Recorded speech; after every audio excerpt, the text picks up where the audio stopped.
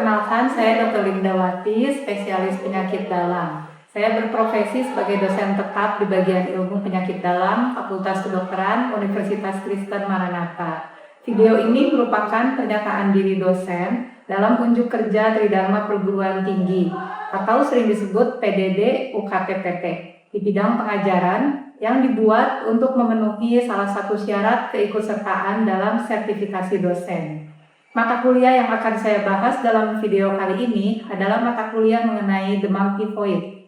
Indonesia merupakan daerah endemis demam tifoid atau yang sering orang awam sebut sebagai sakit tipes.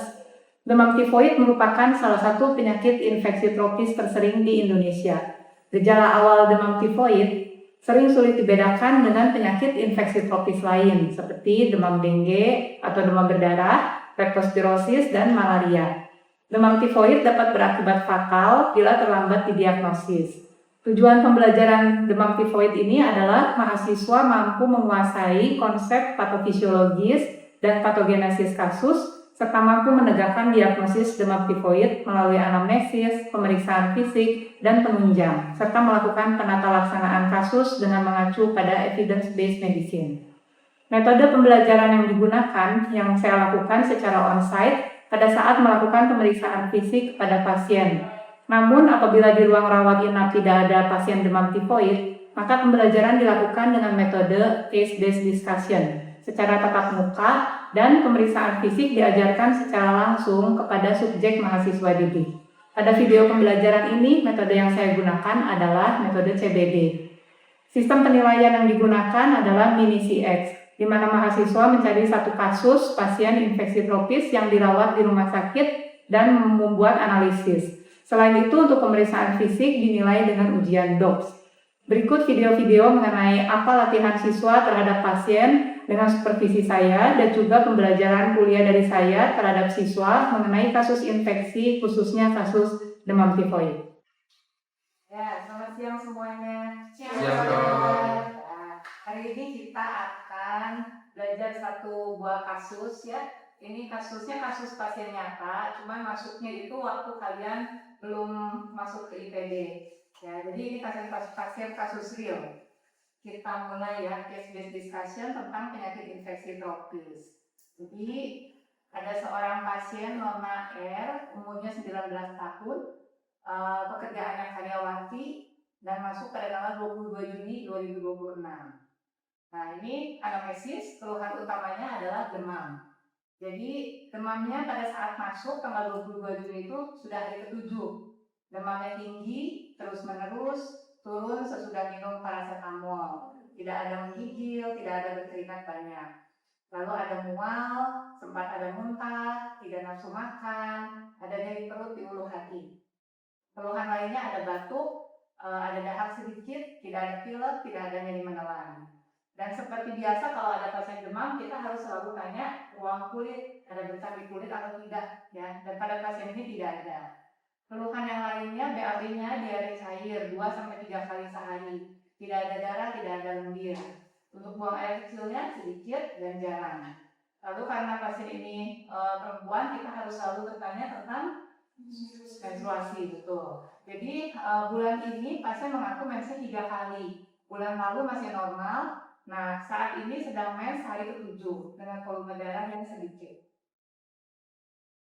Lalu untuk riwayat penyakit dahulu tidak ada masalah, riwayat penyakit keluarga juga tidak ada yang sakit seperti ini. Untuk kebiasaan makan tidak teratur, tidak ada alergi, dan pasien sudah berobat hanya minum paracetamol untuk menurunkan panas.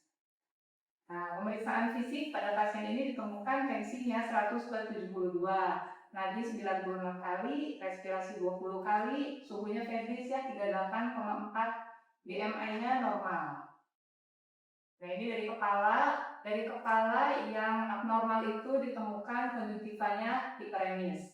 Kemudian mulut, mukosa lidahnya kering, hiperemis, tapi tidak ada tremor, tidak ada kotitam. Faringnya tidak hiperemis, tonsil tidak membesar. Dari leher tidak ada pembesaran KGD. Nah, ini untuk toraks, jadi pada pemeriksaan toraks masih dalam batas normal.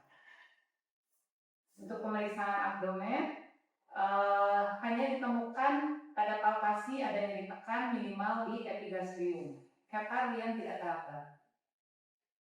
Nah, ini untuk ekstremitas, jadi tidak ada lesi kulit, tidak ada PTG, untuk palpasinya masih dalam batas normal.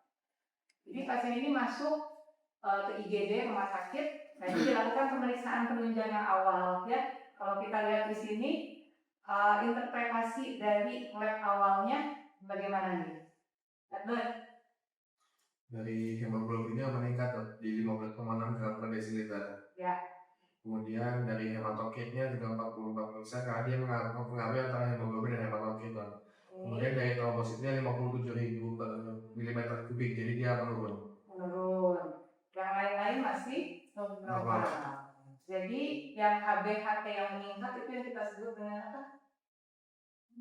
Hemokonsentrasi. Betul, hemokonsentrasi ya. Hanya ini yang diperiksa di IGD. Nah, dari anamnesis tadi, pemeriksaan fisik, pemeriksaan penunjang awal, diagnosis bandingnya apa ya? Coba, Hans, diagnosis banding kamu apa? Dari saya kemudian ada malaria. Nomor 1 malaria. Tidak, tapi lebih pertama lebih ke demam tinggi ya. Demam tinggi. Kalau tifal, menurut tifal apa DB-nya? Demam tifoid. Menurut Tela? Menurut dia lebih mengarah ke demam dengue juga. Demam dengue. Pena? Demam dengue. Demam dengue efek. Kalau demam dengue karena dia ada trombositnya menurun. Ada apa lagi yang menyebutkan demam dengue, yang menyebutkan demam dengue tadi berapa orang ya? 4 ya? Oke, atas dasar apa? Selain trombosit menurun, dari anamnesisnya, dari pemeriksaan fisiknya, apa yang menunjang arah demam dengue? Demamnya tinggi terus-menerus. Demam tinggi terus-menerus. Demamnya hari berapa tadi? 7 ya. Ada lagi? Ini termasuk kalau misalnya yang mual muntahnya. Mual muntah. Ya, menurut kamu apa lagi yang menunjang ke arah demam tinggi? Selain demam tinggi, mual muntah,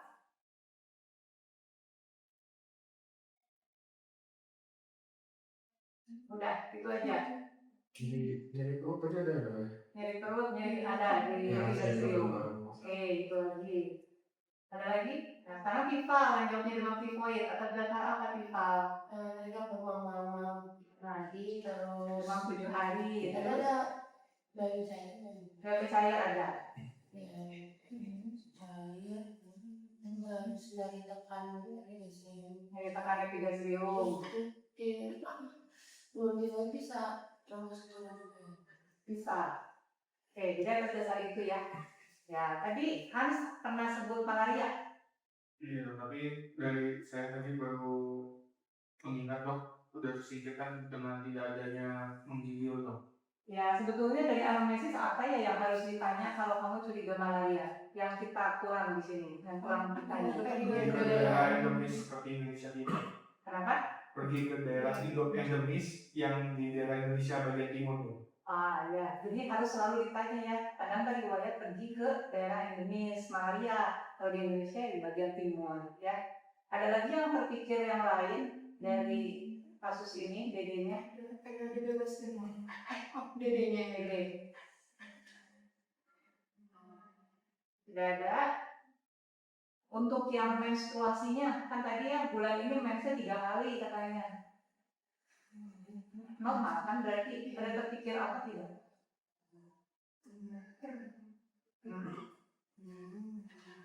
Apa? Terpikir apa?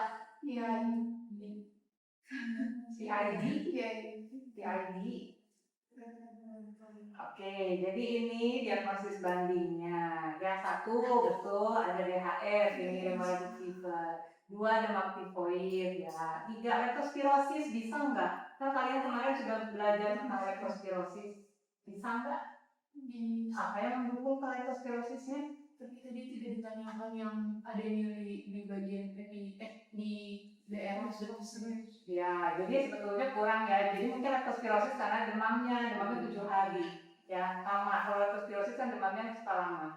Ya, terus gejala-gejala lainnya nggak terlalu khas. Kita kenapa ya? Tadi kan ada apa lagi ya? Ada batuk bedah sedikit ya. Oke, terus untuk diagnosis tambahannya, jadi kan ini DD buat demamnya adalah nomor 1 sampai nomor 4 ya. Kemudian yang tadi menstruasi, apakah terpikir mungkin kehamilan ektopik misalkan ada perdarahan, bisa juga kan? Atau dysfunction uterine bleeding bisa ya.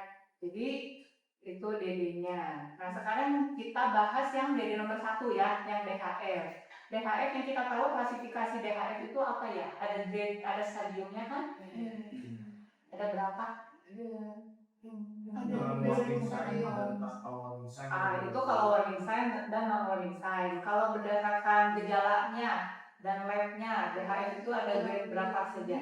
demam tinggi, DHF 1 sampai 4. Ya, jadi karena kita demam tinggi atau DHF? Menurut kalian? Kasus ini? Demam tinggi atau DHF? DHF. Bedanya apa sih DF dan DHF? Kalau DHF sudah ada kebocoran plasma.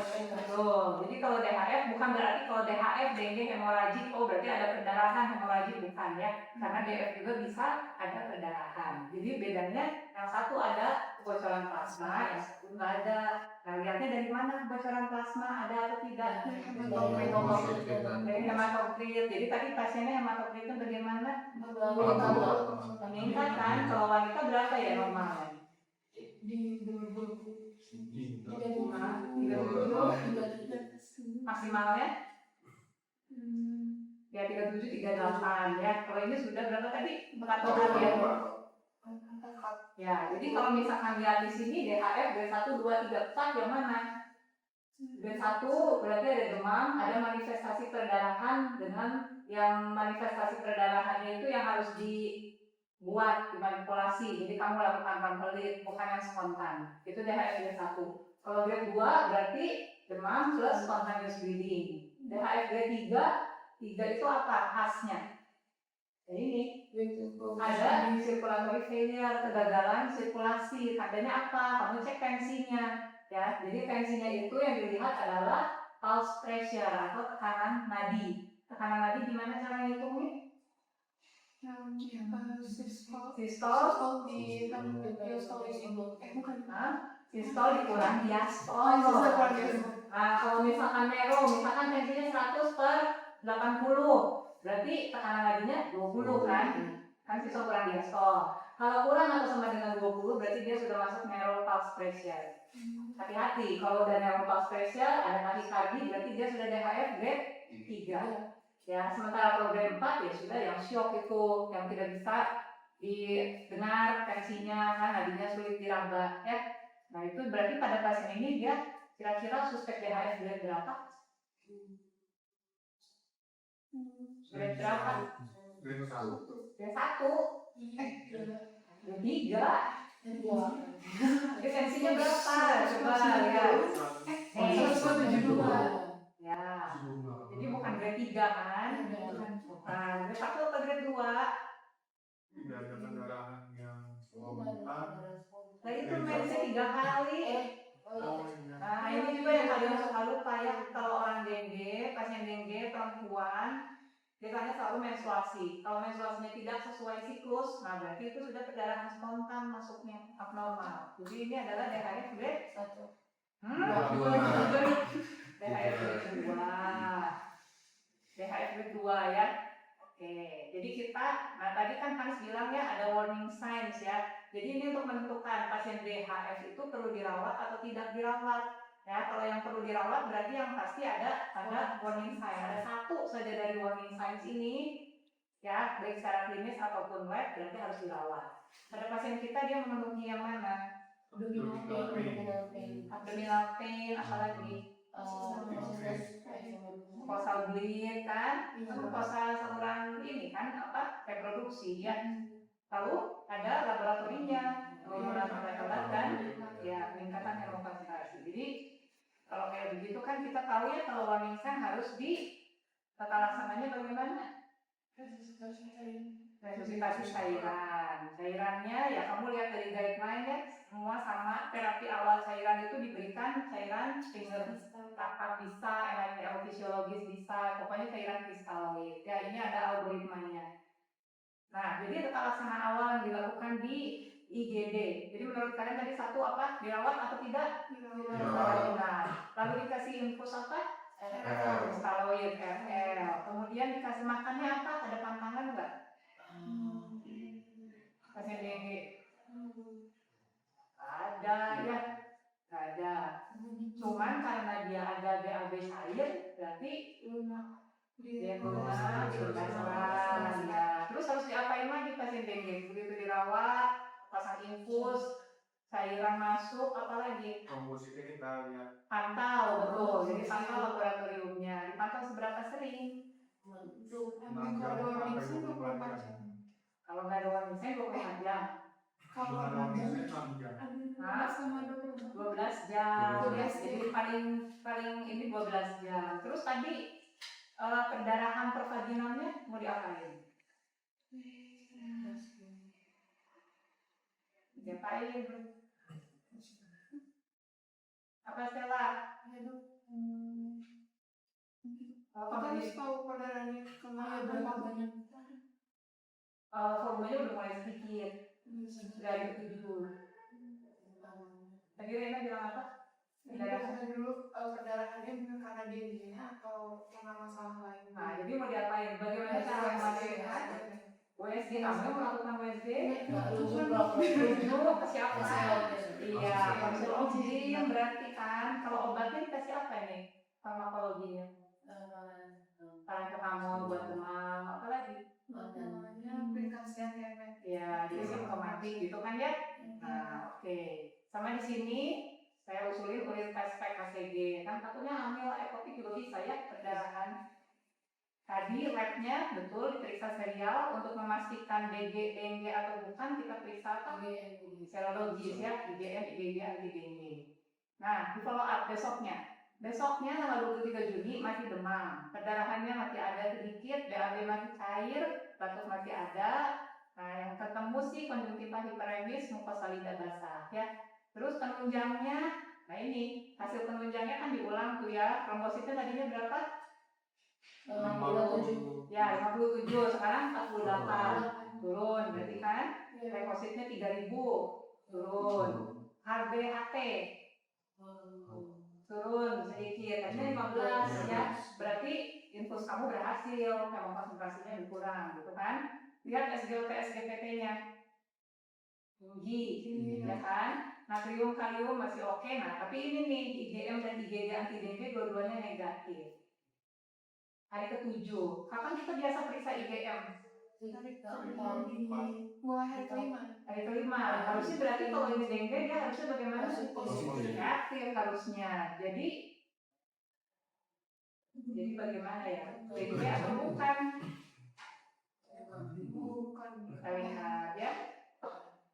Ini pernikahan penunjang. Nah, ini follow up-nya tadi ya. Jadi sekarang asesmen kita udah bukan jangan memaksakan dengue terus ya. Kita harus mikir yang lain ya. Tadi dari yang kedua apa? Tifoid, berarti masih bisa lah, boleh kita coba di situ ya. Terus kita lihat perkembangannya, diobservasi. Nah, ini gambaran dari tensi. Tensinya sih nggak terlalu bermasalah ya. Tidak ada tanda DHF grade 3, kalaupun dia DHF. Nah, ini nadinya. Nah, kalau tifoid nadinya bagaimana? Apa kita? Dari tadi relatif. Jadi harusnya gimana? Dari tadi itu maksudnya? Turun. Setiap naik suhu 1 derajat, nadinya turun 8 kali per menit. Ya, tapi kalau di sini dilihat bagaimana tuh nadinya? Tinggi-tinggi ya, di atas 100. Kenapa ya? Kecuali tanggal 26 nih udah mulai turun. Nah, ini suhunya. Ya, kalau lihat begini suhunya ada yang sampai 40 di sana. Tanggal 24, hari ke-9 sakit, suhunya 40 derajat. Ya, berarti apa tuh kalau dengue? Dengue itu febrisnya berapa hari? 5 sampai 7 hari. Ini sudah hari ke-9, febrisnya masih 40. Ya, berarti apa yang terjadi ya? Kita lihat serial labnya. Apa nih? Ada yang bermakna nggak? Leukopenia, trombositnya juga turun, tapi ada yang masih stabil, jadi nggak turun dengan cepat. Itu juga kadang membedakan ya. Kalau dengue itu kan makin lama makin turun ya. Kalau ini turunnya masih stabil. Nah ini kalau tanggal 25 Juni suhunya masih tetap tuh mantap 38,5. Labnya bagaimana? Trombositnya naik 41.000, tapi pasiennya masih demam. Apa yang harus kita lakukan? Perjalanan penyakit dengue bagaimana? Nah ini kan ya sering lihat kan grafik ini. Jadi harusnya bagaimana nih? Hari ke-1 kan hari ke-berapa tuh dia? Hari 10 kan dari sana ya. Nah harusnya kan begitu trombosit naik, demam sudah tidak ada. Ya, jadi ini mungkin bukan dengue, kita berhadapan dengan pasien bukan dengue. Apa ya? Kalau tifoid tadi dari nomor 2 tifoid apa yang harus kita periksa? Tubex PF, pemeriksaan serologis. Apalagi ada yang kepikiran lagi? Apa? Tes Widal bisa. Apa lagi? Kultur darah, boleh gak kultur. Jadi pada tanggal 26 Juni hari ke-10 berarti ini ya, pasiennya masih demam, masih ada febris, masih ada cair. Nah kita sekarang udah tidak mengasah sebagai demam dengue atau DHS, tapi sebagai tifoid. Maka diperiksa Tubex PF ya. Tubex PF itu pemeriksaan serologis kan ya. Jadi Tubex PF itu hasilnya nanti akan dilihat oleh orang lab sebagai kalorimetrik. Jadi pewarnaan ya, mewarnanya bagaimana. Nah itu interpretasinya ya. Jadi kalau misalkan yang positif itu mulai dari 3 itu borderline, 6 itu positif, tapi kalau 4 positif lemah ya. Nah bagaimana dengan pasien kita? Karena dia ada batuk terus, maka dilakukan oleh saya ronsen toraks ya. Gambaran ronsen toraksnya ini apa nih? Ini kan kalau di sebelah kanan ini bertambah ya, dibaca sebagai bronkopneumonia bilateral, tapi jantung dalam batas normal. Lalu labnya bagaimana? Kita lihat labnya. Nah, apa tuh? Tubex-nya positif 6, berarti dia positif tifoid, demam tifoid. Jadi sekarang tata laksananya bagaimana? Kalau demam tifoid kasih antibiotik. Apa antibiotiknya Tela? Walang fenikol. Kemarin yang maju tifoid siapa ya? Apa? Tifal.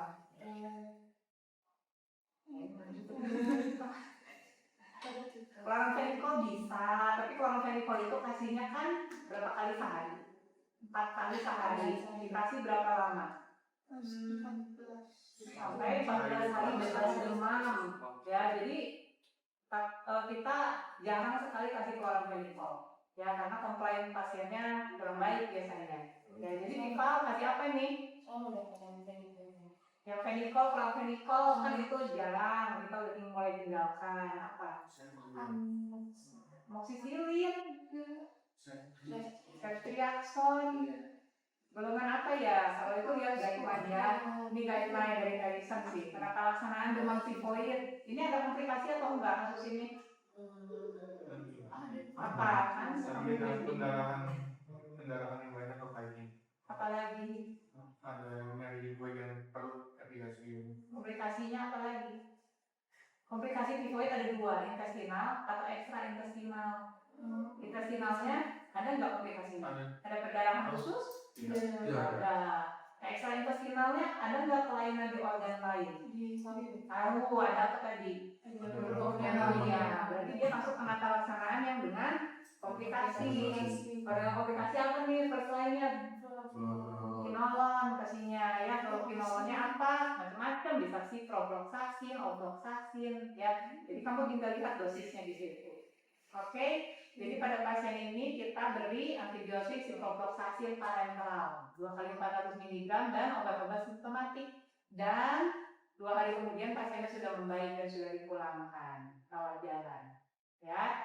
Oke, jadi sebagai slide terakhir, hal apa yang bisa Anda pelajari dari kasus ini? Edward. Kalau misalnya dari kasus ini adalah tadi kita mulai dari yang diagnosis banding kita kan pertama yang demam dengue ya Pak ya. Dimana-mana kita bisa melihat kayak maksudnya secara beriringan waktu itu bisa ubah diagnosis gitu loh. Jadi kita harus memikirkan diagnosis lain untuk yang kedepannya gitu loh. Oke, ada lagi tambahan yang lain mau menambahkan? Apa Hans? Mungkin dari awal memang sebenarnya kasus ini agak seperti sedikit semu seperti itu dok, jadi agak sulit membedakan di mana tadinya kita awal berpikir ke arah ini, ternyata setelah di follow up beberapa hari tidak ada perubahan yang bermakna dari sisi suhu tubuhnya dok. Dari situ sih yang saya dapat, dan menurut saya ini kasus yang unik juga dok karena ada komplikasinya ke arah pneumonia ini. Ya, oke. Baiklah. Ada yang mau ditanyakan? Ada yang mau bertanya? Komentar? Sudah ada? Sudah jelas? Jelas dok. Jelas, ya. Baiklah, kalau begitu CBD hari ini selesai ya. Terima kasih. Terima kasih dok. Ya, hari ini kita akan melakukan pemeriksaan fisik hepar. Karena setiap pasien demam, kita harus cari ada hepar yang membesar atau tidak. Ya.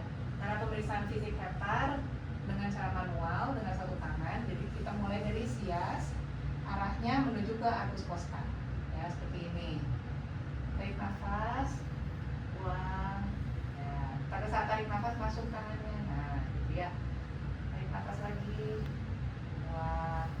Tarik nafas. Nah, kalau misalkan teraba ada hepar, maka yang harus diukur adalah sentimeternya ya, berapa senti di bawah arcus costa, kemudian konsistensinya apakah kenyal, keras, lunak, kemudian tepinya tajam atau tumpul, permukaannya rata atau berbenjol-benjol, sama nyeri tekan. Ya. Ada yang mau coba? Ya. Ini jadi arcus costa begini. Aku sias dulu. Tarik nafas pak.